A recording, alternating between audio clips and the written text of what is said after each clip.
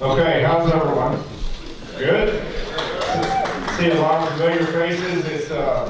It's good for all of your legislators in Austin to be back home, I guarantee you. I've been a part of many special sessions by design. Our founders were very wise individuals to keep us in Austin less than more. We're supposed to be there every other year for 5 months, from January to May, to the end of May, and we left October 20th.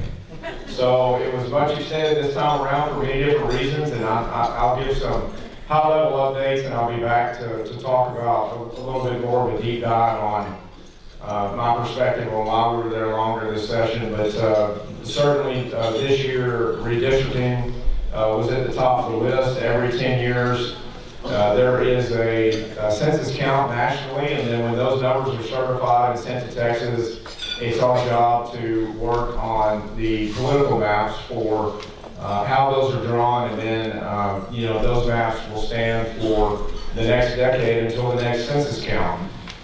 We entered Austin under very difficult economic situations with 2020 and COVID and everything related to the shutdowns and the economic impact.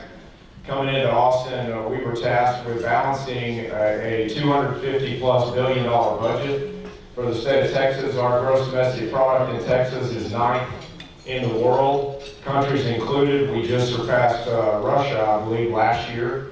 And so what Texas offers as the economic engine to the rest of the nation is incredible, much because of you and your resolve and those that you work with and the synergies that all that provides day in and day out. But in Texas, it's a novel idea, I know, for government, but we actually compare our expected revenue with our known expenditures. Isn't that amazing, right? And then we work for 5 months on a budget, and we balance that budget, and we keep billions of dollars in a rainy day fund account to make sure that if we have a Harvey, or we have a polar vortex, or we have any kind of an economic crisis, usually and mostly for one-time expenses, we rely on that fund that we call the Economic Stabilization Fund, and it's there for a reason. S&P and Moody's watches it closely because they can ding our credit rating in Texas if we take that fund down to a balance that is somewhere below 3 to 4% of our expected expenditures. And so all in all, our borrowing power related to infrastructure, as an example, is tied to how healthy we keep that savings account. We passed some very good policy during the session, and some of it overlaps with what we'll see out of Washington, and Congressman Crenshaw and I will have a conversation here in just a minute about some of those intersections and how we see, not just what Texas is doing, but how we see from a national and economic perspective and across the world how those policies are affecting us here at home. And we're very thankful and blessed not only to have him in Washington, but have him here today listening with us on some of those perspectives. Back to Texas, during the session, we passed a $1.8 billion initiative to be the first state in the country to build our own border barriers and to work hard with 1.8 million immigrant crossings or detainments expected for this year. That's 4 times what we've seen just from last year, and it's the highest record number ever. So we've got to get a handle on exactly what that criminal element is working across the border and working in those within those cartels on human trafficking, on trafficking guns, on drugs, on all of the impact that that puts on us and strains us to not know who some of those dangerous people that we have on international watch lists, that those that they do business with every day coming across that border, and Texas being a launching pad for their criminal interests. and that's just something we can't allow to happen. So we're working hard on the border. We've got a balanced budget. We increased the homestead exemption for property tax relief from $25,000 to $40,000. What that means on a $300,000 home is around $300 or $400 savings. Last session, we brought the property tax rate down on your schools in your area by about 8 cents. That's 2/3 of your tax bill. That's real relief. So we're trying to combine the homestead and the school tax reductions together with what is so expensive at home for you day in, day out, which is that property tax bill. With that, I want to, kind of cap it off on some of the things we did during session, and I can talk a lot more. We created a Texas CDC. We did some things related to education that I think are going to be national standards. We made some investments in transportation, infrastructure, and water. They're going to be incredible changes. Just got a bead on my wrist, so wanted to make sure any sudden movements by the speaker doesn't intimidate anyone. We have really put ourselves in a good position for any future flooding. And Congressman Crenshaw and I have been working closely on that as a follow-up from Senate Bill 7 last session, all related to flood mitigation and infrastructure and studies and funding, things related to working with the Corps that will give us a better chance. And this budget has, for instance, $50 million in the budget for dredging along the Sanderson River watershed as it flows towards downstream towards Kingwood and Humboldt. That's just an example, yes.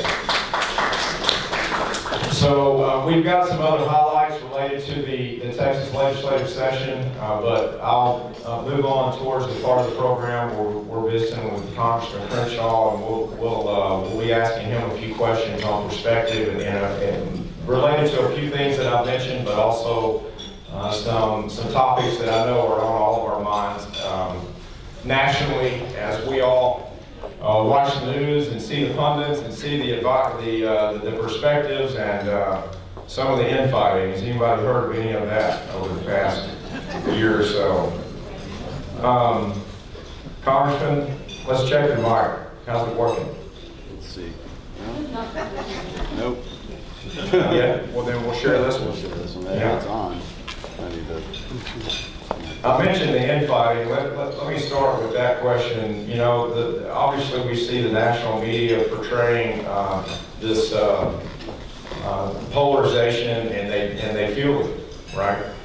In Austin, we don't have a center aisle that separates Republicans and Democrats. We have bills that we work on together, and we have bills that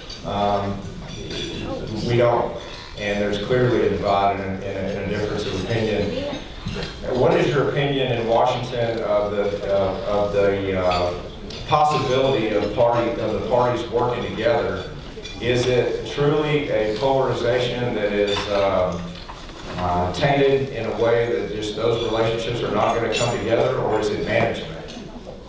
Is it a style of management? What's your perspective? Well, thanks for having me. Great to see y'all. And really love being here. You guys redistricted me. You redistricted Shirley Acres out of my district, okay? So, hey, how did everybody get along in Washington? It is dissimilar for sure to Texas State House and Senate. There is less and less camaraderie. There's more division. There's a few reasons for that, I think. We shouldn't forget that it's supposed to be hard to solve problems and agree on vast policy changes at the federal level. It's supposed to be hard, and our system is supposed to move slow. Our founders intended it that way. You should, every time we hear from constituents and voters, oh, we want you to get things done. And I say, well, what kind of things? Things you like, things your neighbor likes. You guys probably disagree on what are the nice things, what are the good things. And the entire point of politics is to have an arena where you can agree or disagree on what the good things are. So it shouldn't surprise us. We should be a little bit more sober about our analysis, I think, of gridlock in Washington. But there is, I think, an extra level of animosity that is different than in times past. I've only been there for a few years, but those who have been there much longer do note that cordiality has changed quite a bit. And it's hard to see that getting any better. It really is. I mean, the Democrats will vote, majority vote within the House. You guys don't hear a lot about this particular issue because it doesn't affect you, it only affects us in Washington. But they imagine an institution, imagine your company, where 51% of that company could vote to cut paychecks for the other 49%, right? Because that other 49% comes from a different background or different political party, in this case, of course. That's what they're doing. They tried to find me $5,000 the other day. Luckily, I beat that, but they tried to find others. Look, I'm going to be perfectly honest with you. It's hard to see a scenario where we don't really take it back to them when we take the majority and make them do the same thing, at least temporarily, teach them a lesson. But it's hard to imagine something more personal, to take somebody's paycheck away from them because you simply don't like them, or you want to create silly rules that they have to abide by. So, yeah, it's hard to see how it gets any better. Also, I will say that over time, I think the left has become more leftist. I think conservatives have basically remained conservative. It's kind of the whole point of conservatism. There's not a whole lot of change. And I think when we look at policies that we're in favor of now versus policies we were in favor of decades ago, they're about the same. You know, maybe some changes on the margins there, maybe some populism that has infiltrated the right to an extent, but for the most part, the left has changed radically. So it's harder and harder to find that common ground, unfortunately, because they fundamentally want a different outcome than we do. And it's our job to win elections and convince the American people that vision is inferior to our vision.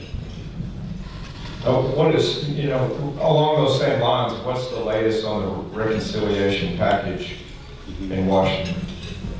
So, I'm sure they'll pass something. And let's backing up a second, because I think there's always confusion about the bipartisan infrastructure package versus the reconciliation package. Two different things. The infrastructure package was passed, has not been signed into law yet, but it was passed last week.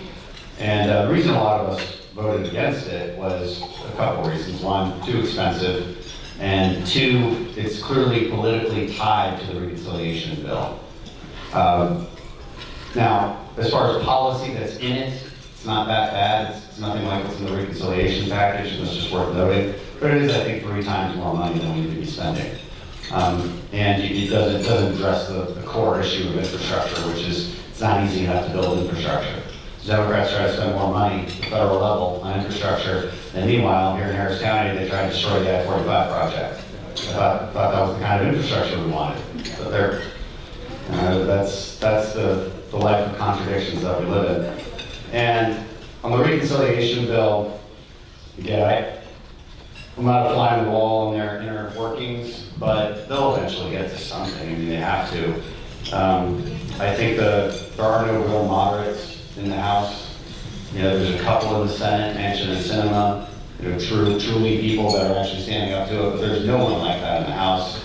They'll demand these silly things like, well, we won't vote on it until there's a CBO score. Okay, well, here's your CBO score, vote on it. That's what's going to happen. They don't have any limiting principles. They don't have any principles that they actually abide by. So there is no CBO score that would be too much for them. They just want to see it, makes them feel good. So we have very little hope of getting them on board and crushing the reconciliation bill. But it does depend on what's in it. There's a few things they could put in it that are poison pills, even some moderate Democrats. But I'm not sure how that'll end up. We could talk about what's in it. It changes periodically. It's 2,000 pages, so in theory we can talk about that forever. We'll talk about just a couple aspects of it. One, what is still in it is the probationary period for illegal immigrants and funding that, which fundamentally means amnesty for millions of illegal immigrants. It's an unaffordable universal pre-K and child care program, which makes it more unaffordable by requiring wage increases for child care workers, which would increase the cost by about $13,000 a year. About $500 billion on Green New Deal priorities, including subsidies for the wealthy to buy electric vehicles. I mean, somebody making up to, I think, $800,000 could get $13,000 worth of a subsidy for an electric vehicle. The amount of tax credits in there that are available to even high earners is pretty mind-blowing. So you could describe the Buy Back Better program as a bribery program, fundamentally. Bribing you into getting, because, oh, here's your benefits, don't you love us now, don't you want to vote for us? And look, that's compelling, unfortunately, in our country. And very unfortunate. That's a cultural problem that we have, that we're willing to be bought off by the false promises of big government. But many people are. And this bill is that notion manifested into legislation. It's bad for our energy sector, very bad. Still unclear to me what will end up being in it, but methane tax, which is just a tax on natural gas companies, will especially hurt mid-sized production. The SEP, they call it, but it's basically a legislation that would require our electrical grid operators to fundamentally change their energy mix. Their entire goal is to put the oil and gas sector out of business. Biden's nominee for comptroller just got caught saying that in a hearing, I believe, where, yeah, the whole point is to put them out of business. That's what she said. Meanwhile, they're asking OPEC to increase their production so that our gas prices will go down. So it's almost like they don't really care about reducing emissions globally, but they just care about how much they hate U.S. oil and gas companies. We could go on forever, I suppose, about what's in it, but there's a chance it could pass next week because the CBO is moving fast on that. And then it's up to the Senate. It passed in the House next week, and then it's up to the Senate and Senator's Mansion and Sinema to hopefully blockade it continuously. If factions like AOC and the Squad want to get rid of, phase out the oil and gas industry, they want to phase out farming and get rid of gasoline-powered engines, who's actually buying into that in Washington? And how do they go home to their districts and stare their constituents in the face and explain that that's the policy they believe is best for America? Yeah, good question. I think the answer is most of them buy into it. And then they come back to their districts. So look at Lizzie Fletcher as a good example. She's very good at sending you the right emails, sending you the right letters that say, I am supportive of the energy sector, and she'll vote completely differently in Washington. And she knows that you don't know that. And that this is a game a lot of them play, this sort of two-faced reality. And but they're not supportive. I mean, they're just not. Very few Democrats, at least in the Energy and Commerce Committee, will really vote against some of these damaging bills. Worth noting too, what another thing in this reconciliation bill is a cut to Texas Medicaid. So they carve out a punishment for, I think, 13 states that did not expand Medicaid and cut our benefits for safety net hospitals. Because the way Texas does Medicaid is you use those Medicaid dollars differently to take care of the people who are underserved and uninsured. And that's what our Harris health system is, for instance. Now, what the Democrats would prefer is because they want to heighten the number, they want to increase the number of people who are insured because it makes them feel good, even if it doesn't really give them better access. I mean, plenty of studies have shown that Medicaid recipients, their healthcare outcomes are really not any better than an uninsured person. So we don't have really a debate on should we take care of people or not. The question is how we do it. The way Texas does it tends to be more efficient. And Democrats are trying to take that away. So we get $250 million cut from our budget just as punishment. Well, let's segue into the infrastructure bill. You mentioned there's often some confusion between the reconciliation package and the infrastructure bill. So are those types of punishments included in an infrastructure package, or does the administration hope to provide more infrastructure improvements in Texas, hoping that Texans will see that they are leading and should basically provide favor to them going forward in future elections? And what does that mean for I-45? Yeah. No, a lot of these punishments, a lot of these really bad things are not in the infrastructure bill. Like I said, my main problem with the infrastructure bill is it's politically tied to reconciliation. Like the Democrats had a deal on their side that they wouldn't vote for this. It gets confusing, but it's a deal between the moderates and the progressives on how these things would get passed. And so they're clearly tied together.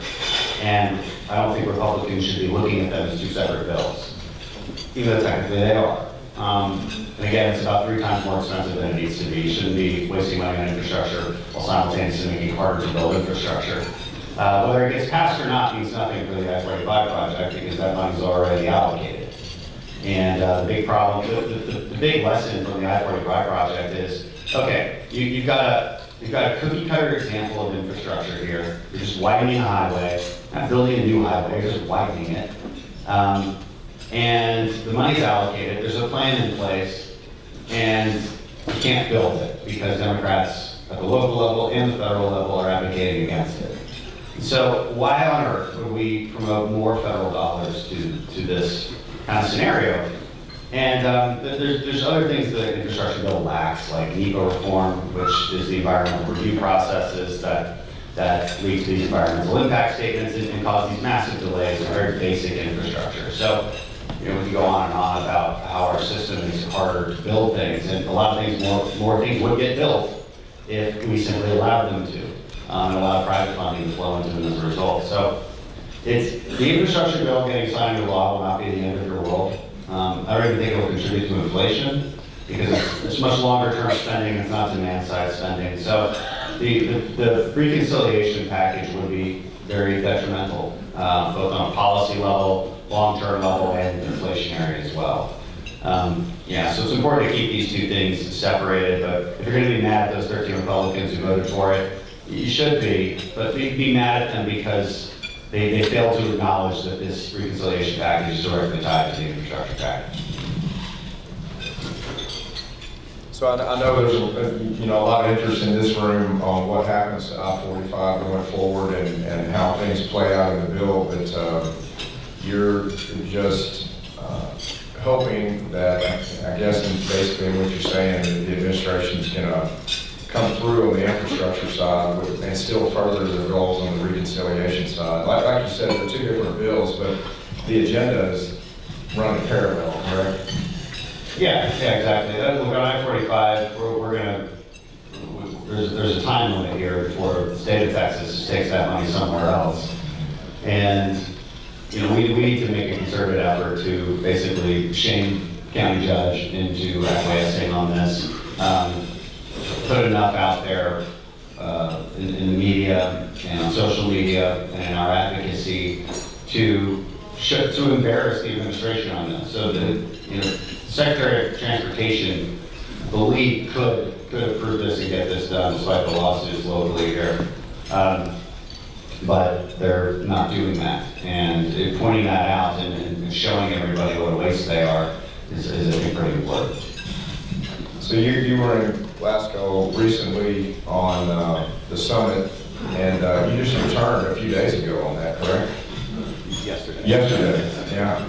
So I know the administration's goals with regard to climate issues, we all see that day in and day out, but how is that agenda from a national perspective, sort of intersecting and affecting our United States economy, and where do you see it going from here? Yeah, I got back yesterday, which is why you might note some mental fatigue and jet lag still. We were there for a few days, a group of 4 Republicans from the House, to offer that more rational view of environmentalism. And much needed in a place like that because they're all about the narrative. We're all going to die, there's a crisis, and the only solution to that crisis is more solar panels and more wind turbines. That's a very myopic view of climate change, very dishonest. Also a pretty poor approach from a basic engineering and common sense standpoint. And especially if you care about people actually receiving the energy that they need when they need it. One of the reasons we have problems in Texas is because of years of underinvestment in baseload power and a lot of investment in wind power, because subsidies and frankly our pricing mechanisms here make it more profitable to invest in wind turbines. So we built a lot of that. But there reaches a point where it doesn't make a whole lot more sense to keep building that when it's at the expense of your baseload power, which is only three things: gas, coal, and nuclear. Many on the left, I think almost all of them, are against nuclear energy. This proves to you that they don't really care about carbon emissions. And they're also against carbon capture technology that you would put on a gas plant. They don't like any of these things. They don't really know why. It's more of an emotional reaction. They think that there's some moral benefit to solar and wind only. And I think, frankly, we're winning this debate. The problem is that Republicans only recently went to the table on this debate. And that's changed now. But, you know, and look, our hardcore base might say, oh, you shouldn't be going to this thing with those globalists. Well, like, yeah, we should. Yeah, we should. We need to offer actual solutions that don't kill our economy. Because if you don't have a seat at the table, then well, they'll eat your dinner. In Austin, they say if you're not designing the menu, you're on it. Yep. So thank you for going. And that reasonable perspective, we have to be at the table, or there's going to be some drastic consequences for us there. But you know, the perspective had to be fascinating and somewhat frustrating. I just wondered how much of a voice they allowed the members that you traveled with to have, and did you have the audience and the attention that you expected? Yeah, good question. Not really. I wasn't really sure what to expect at COP26. It's like a trade show, so there isn't this opportunity to go speak to the UN or gather an audience. Really, it's just not set up that way. It's a bit strange. We weren't part of Pelosi's official delegation. We did our own thing, separately. We had panels. We, spoke to different members of the Scottish Parliament, for instance, experts on carbon capture, on nuclear, these technologies that we're pushing. And it's useful mostly to show that you're there as a presence, that you care. That's the first step, right? And look, if you're trying to talk to normal Americans about this, a lot of people will say, especially independents and moderates, that they will say they care about climate change, they care about the environment, and they just want to know that you care. You don't need to be in favor of a Green New Deal to show them that you care, and I think that's the line that we're walking here, and that's useful to do. But it's a strange dynamic there. It's like a trade show, and we just sort of walk around and get attacked by Washington Post reporters. Really, it's really, yeah.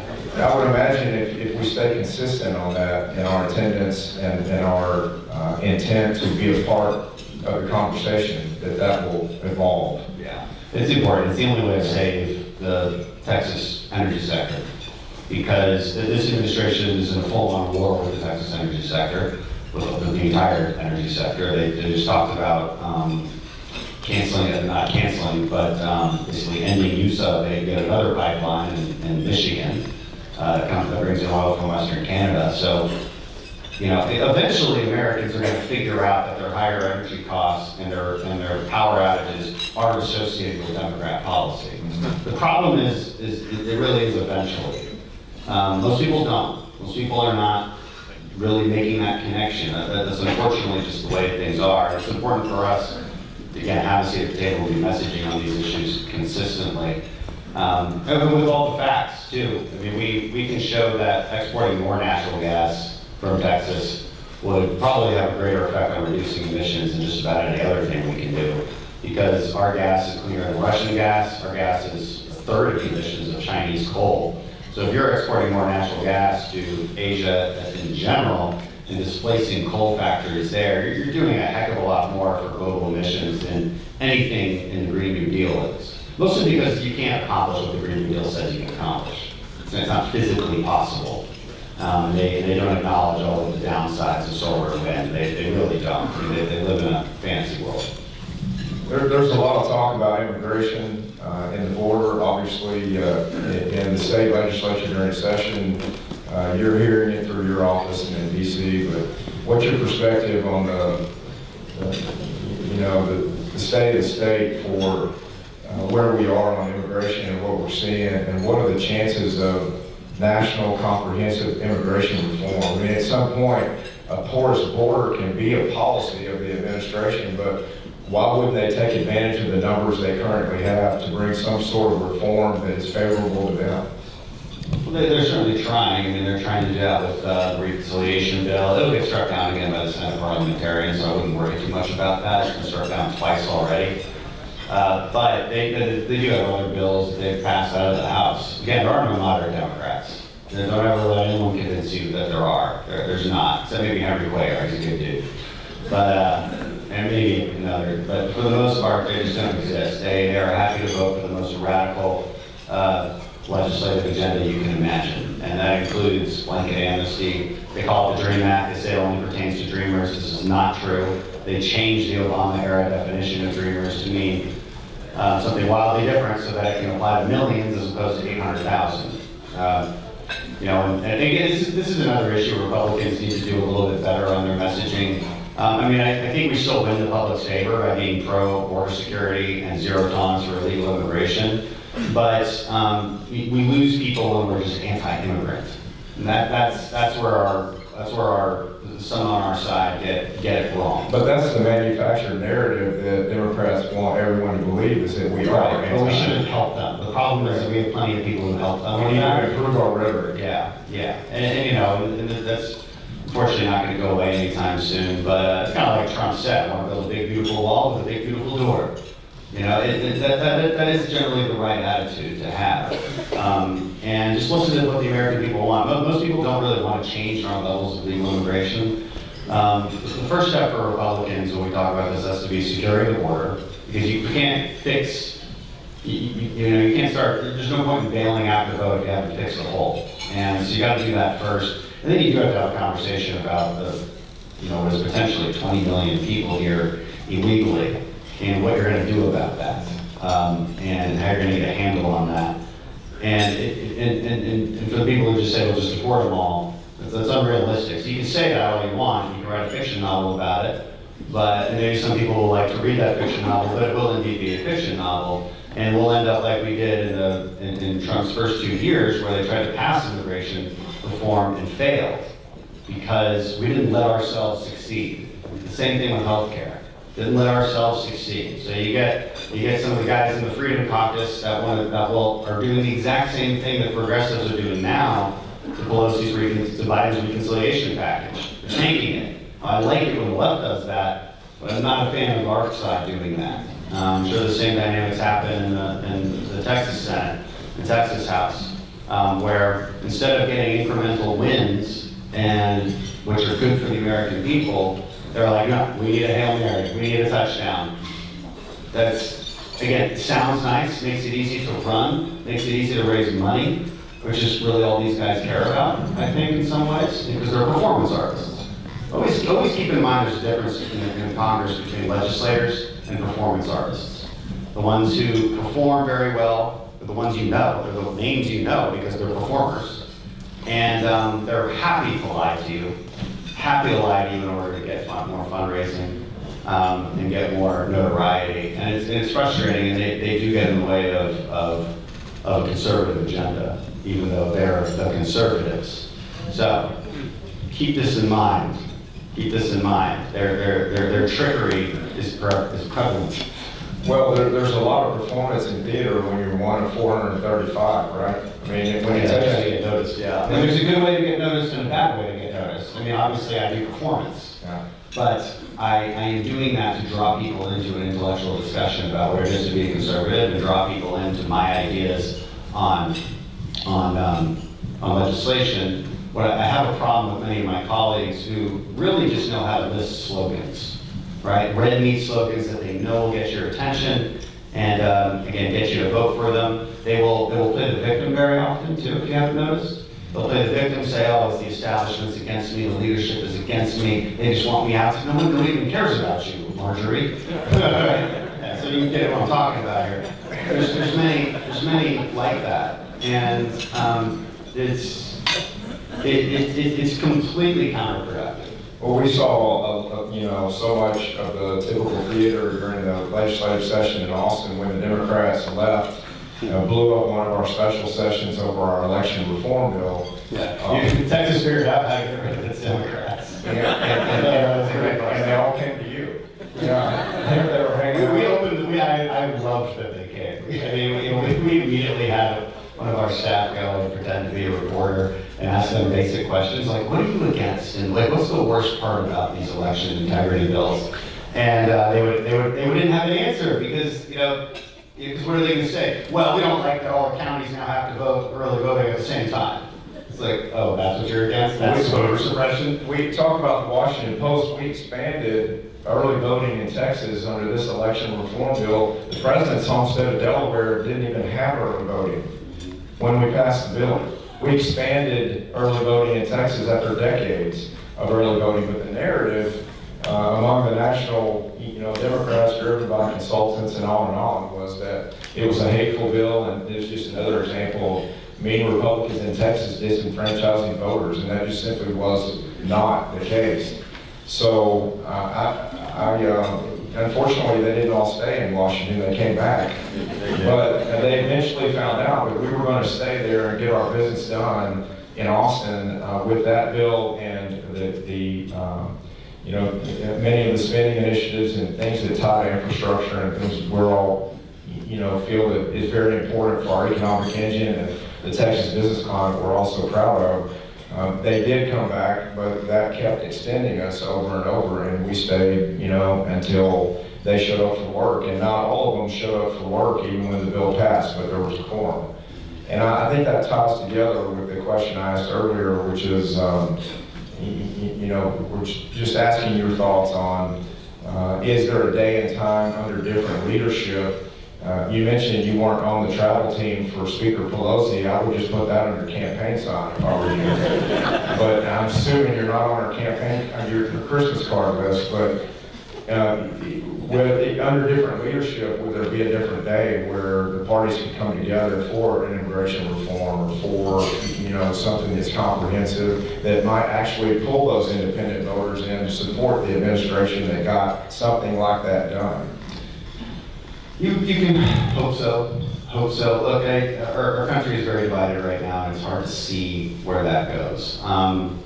Everybody's first election is still their primary, and look, if we're being honest, it looks like as redistricting plays out across the country, everybody's going to be in their corners just a bit more. It's going to be less swing seats because blue states are shoring up their Democrats and red states are shoring up their Republicans.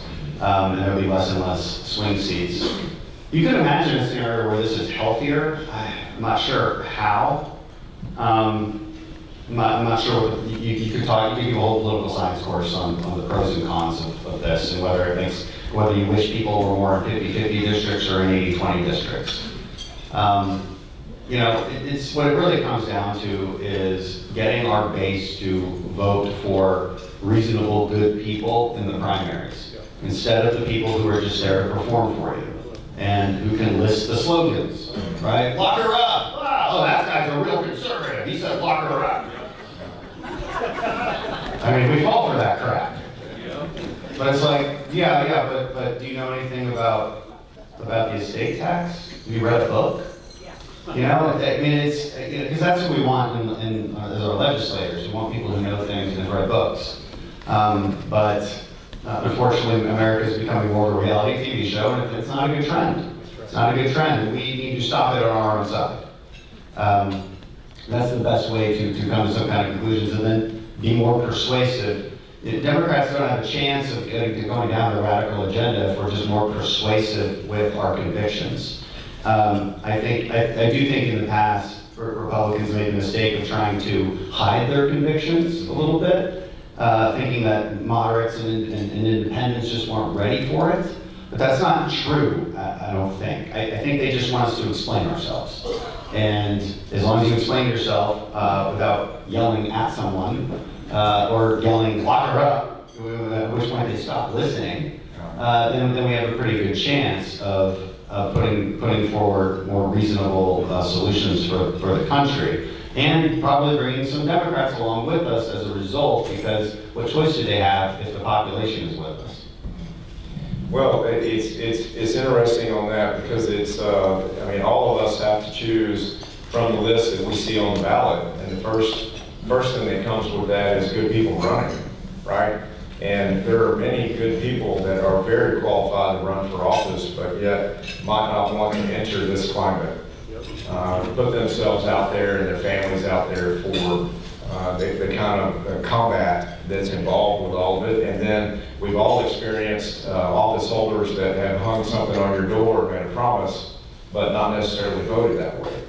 And so that incites anger as well. It's frustration and it's sort of, who's going to deliver on core principles that they profess to have when they get there and in the tough times with the tough votes. So, well, that's the full list of the questions that we sort of put together to talk about.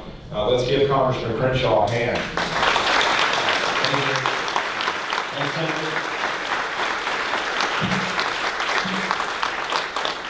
Thanks, Senator. It's good to be here with all of you. We'll be back again to give some more updates on what's happening in Washington and in Austin. And just thank you again for allowing us the time today to share with you. Appreciate it.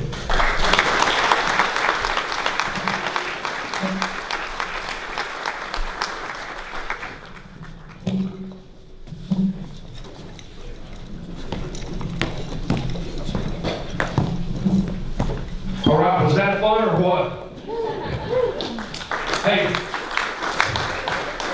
Hey, thank you, gentlemen. Look forward to you serving us in bigger and better positions in the future. Thank you very much. Ed Shackelford, would you please come up here for a minute? In closing, we're done. This is it.